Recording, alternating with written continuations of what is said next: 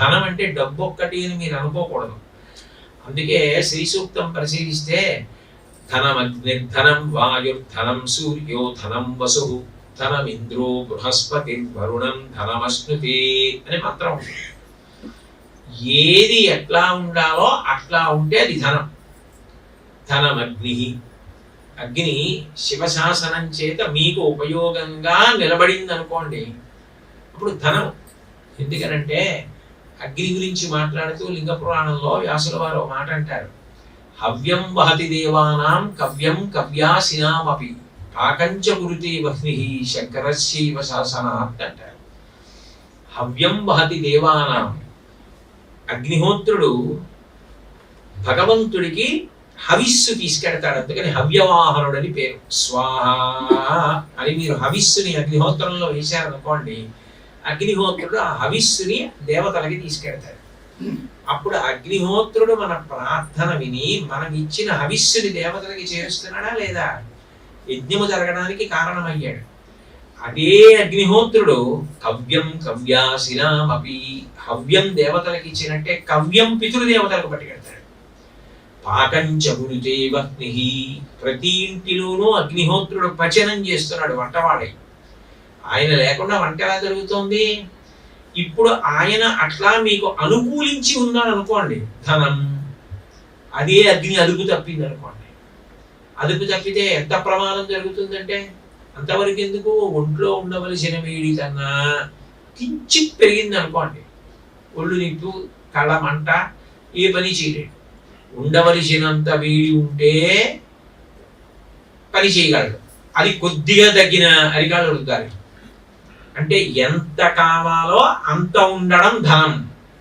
నీ అవసరములు తీరడానికి, నీ అవసరం ఎప్పుడుందో దానికన్నా ముందే నీకు సంపత్తి చేకూరి ఉండాలి.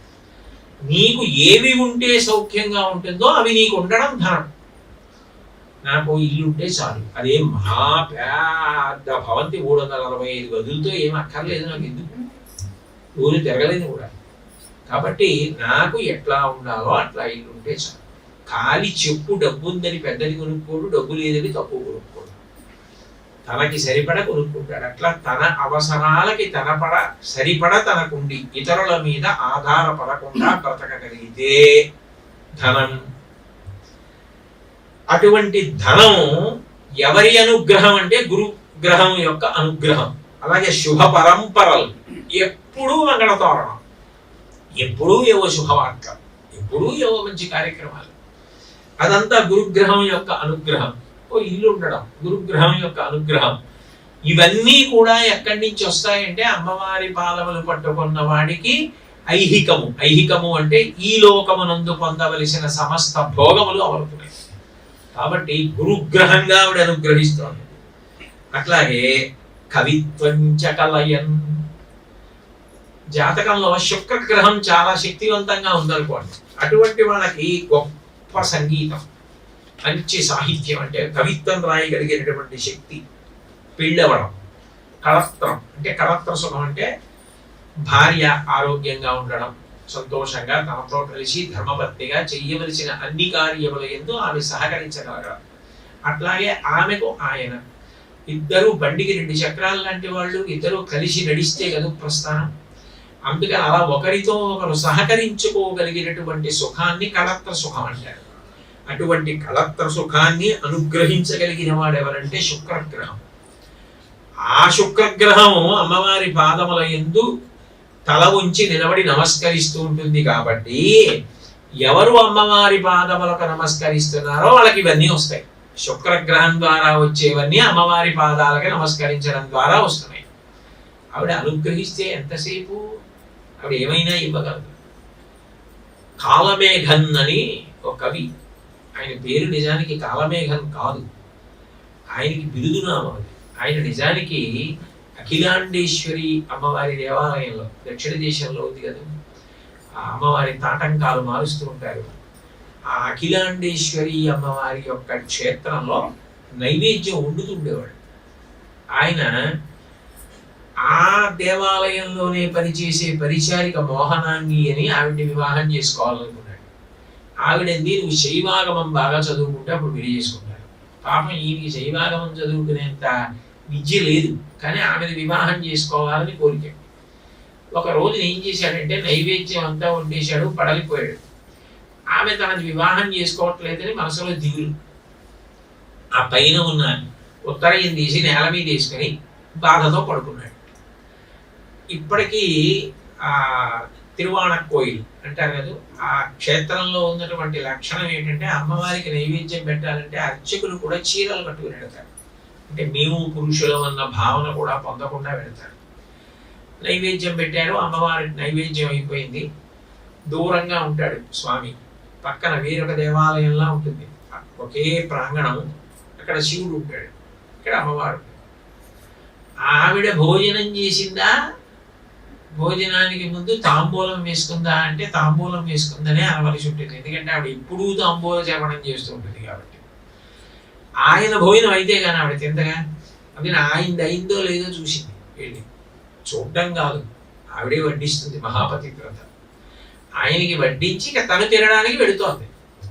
ఈయన పడుకున్నాడు అక్కడ మధ్యలో. ఆ వెడుతున్నప్పుడు ఆవిడ గజ్జల పాదమంజీరముల శబ్దం వినపడింది. తటాలుగా లేచాడు. ఆ పాదముల వంక చూశాడు, ఇలా తలపైకి ఎత్తి చూసి అమ్మవారిని చూసి అలా ఉండిపోయాడు నోరు తెరిచి. ఆవిడ గ్రహించింది, ఓ విద్య లేదని నీకు వివాహం కాలేదు, బెంగతో ఉన్నామని ఎడంచేతో నాలుక పట్టుకుని పైకి లాగి బీజాక్షరాలు రాసి వెళ్ళిపోయింది. అంతే. నల్ల మబ్బొస్తే ఎట్లా వర్షం కురిపిస్తుందో అట్లా కవిత్వం వచ్చేసింది. అందుకని ఆయనకి కాలమేఘన్ అని పిలిచారు.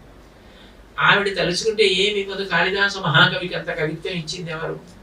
పోతన గారికి 12 స్కందములను ఆంధ్రీకరించి అంత కీర్తి పొందారు మహానుభావుడు. అయినంటే ఆయనకి ఎవరి అనుగ్రహంతో ఆయన రచించగలిగారు? అమ్మలగన్నయమ్మ, ముగురమ్మల మూలపుటమ్మ, చాలా పెద్దమ్మ, సురారులమ్మ, కడుపారడి గుచ్చినయమ్మ, తన్ను లూనమ్మిన విల్పుటమ్మల మనమ్మున ఉండెడియమ్మ, దుర్గమాయమ్మ, కృపాబ్ధినిచ్యుత మహత్వ కవిత్వ పటుత్వ సంపదలు అని ప్రార్థన చేస్తే ఇవ్వలా?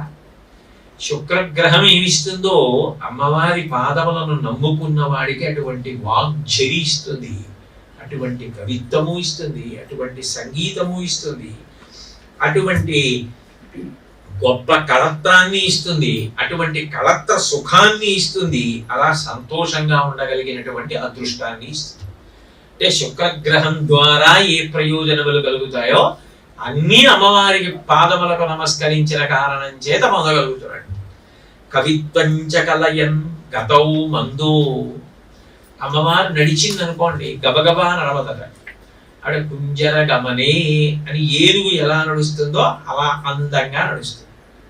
శనైహి శనైహి చరహ శనైశ్చరహ, శనైశ్చరుడు అంటే చాలా మెల్లగా నడుస్తాడు. అందుకే జాతకంలో మిగిలిన గ్రహాల కన్నా శనైశ్చర గ్రహం వస్తే కొంచెం ఎక్కువ సమయం తీసుకుంటాడు.